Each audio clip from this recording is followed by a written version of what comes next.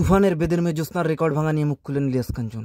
এই যে বলে ফেলে যে এরকম বেদের মেয়ে জ্যোৎস্নার রেকর্ড ভঙ্গ করে ফেলে, আমি এর জন্য ইচ্ছাকৃত আমি খালি শুনি যে কোনো একটা ছবি একটু ব্যবসা করলে বলে যে বেদের মেয়ে জ্যোৎস্নাকে ফেল করে ফেলেছে। যেগুলো বলার আগে আপনাদের জানতে হবে, ইতিহাস জানতে।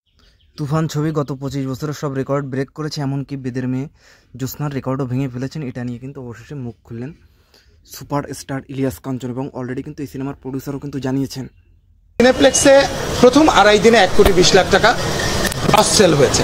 গত 20 বছরে বাংলা সিনেমা, হিন্দি সিনেমা, কোন সিনেমা এটা হয়। তো তাদের দাবি গত 20 বছরে কোনোটা এটা হয়নি, কিন্তু অনেক জায়গায় অনেকে বলছে যে এটা নাকি বেদের মেয়ে জ্যোৎস্নার যে হিস্টোরিক্যাল রেকর্ড ওটাও ক্রস করে ফেলছে।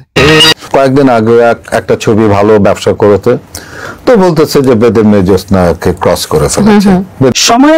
তো সুপারস্টার ইলিয়াস কাঞ্চন কিন্তু একটা কথা সবসময় বারবারই কিন্তু বলে এসছে যে এই যে একটা সিনেমা একটু ভালো গেলেই সবাই বলে ফেলে, যেটা সেটা আগে যেটা হোক বা তুফান হোক, যে এটা বেদের মেয়ে জ্যোৎস্নার রেকর্ড ক্রস করে ফেলেছে। তো তারা কি জানে আজকে হয়তো তুফান ভালো চলছে, কিন্তু একটা বেদের মেয়ে জ্যোৎস্নার যে ক্রেজ, যে রেকর্ড, এটা কি তারা জানে যে এটা কী পরিমাণ ইতিহাস ক্রিয়েট করেছিল? তো সেই কথা বলতে গিয়ে আবেগপ্রবণ হয়ে কিন্তু ইলিয়াস কাঞ্চন বেশ কিছু কথা বলে ফেলে যে এই সিনেমার যে গানের টাকা দিয়ে কিন্তু রীতিমতো কোটি কোটি টাকা ইনকাম হয়েছিল এবং এই সিনেমার যে চুরি ফিতা বিক্রি করে কোটি কোটি টাকা ইনকাম হয়েছিল।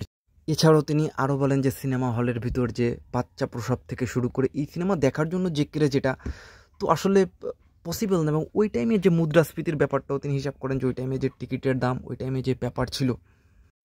এক কথা ইলিয়াস কাঞ্চন সাহেব এই ব্যাপারটা বোঝান যে বেদের মেয়ে জ্যোৎস্নার রেকর্ড তোড়কে নাই সম্ভব, মানে কোনোভাবে সম্ভব না এটার রেকর্ড ব্রেক করা। আজকে তুফান হোক বা প্রিয়তমা হোক, যে আসুক, মানুষজন যেভাবে এইসব সিনেমা নিয়ে কথা বলছে, তো তিনি কিন্তু তার ব্যাখ্যাটা কিন্তু একদম স্পষ্ট ক্লিয়ার করে দিয়েছেন। এখন আপনি যদি আপনার পার্সোনাল পয়েন্ট অফ ভিউ দিয়ে যদি আপনি ওই টাইমটা এবং এই টাইমটা আপনি দেখেন, তখন প্রায় 2000-এর কাছাকাছি সিনেমা হল ছিল। এখন একটা স্টার সিনেপ্লেক্স বাদে সিঙ্গেল স্ক্রিনে যত ধুমিয়ে বিজনেস করুক না কেন, সেটার আসলে কীরকম ইনকাম হয় সেটা কিন্তু কম বেশি সবাই জানে। এবং একটা টিকিট থেকে প্রডিউসার পায় 18 টাকা।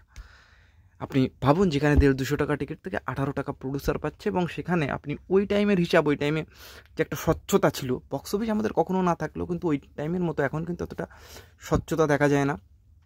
তো এটাই কিন্তু তিনি বুঝাতে চেয়েছেন এবং এটা নিয়ে রীতিমতো অন্য একটা পক্ষ কিন্তু রীতিমতো তারা দাঁড়িয়ে গিয়েছে যে না, কোনোভাবে এটা সম্ভব না। মানে এক পক্ষ বলছে যে এই রেকর্ড ক্রস করে দিয়েছে এবং অন্য পক্ষ বলছে এটা কোনোভাবে ক্রস করেনি। তো এটা নিয়ে বেসিক্যালি আপনাদের মূল্যবান মতামত কি? আসলে কি বেদের মেয়ে জ্যোৎস্নার যে রেকর্ডটা এটা ক্রস করেছে তুফান, নাকি করতে পারেনি? এখন যার যার ফ্যান বয়রা তারা নিশ্চয়ই তাদের সিনেমাটাকে এগিয়ে রাখার জন্য সব সময় চেষ্টা করবে, ট্রাই করবে। এটা খুবই সাধারণ, এটা খুবই সিম্পল ব্যাপার। তো দিন শেষে কিন্তু আমাদের একটা পার্সোনাল পয়েন্ট অফ ভিউ, আমাদের একটা ফিলোসফি কিন্তু থাকে। আমরা কিন্তু সেইভাবেই কিন্তু আমরাও ব্যাপারটা জাস্টিফাই করার চেষ্টা করি যে আসলে কোনটা সঠিক কোনটা ভুল। তো এটা নিয়ে বেসিক্যালি আপনাদের মূল্যবান মতামত কি, এটা ডেফিনেটলি আমাদেরকে জানাবেন। দেখা হচ্ছে নেক্সট ভিডিওতে। সে বিষয়ে ফিল্মস সঙ্গে থাকবেন।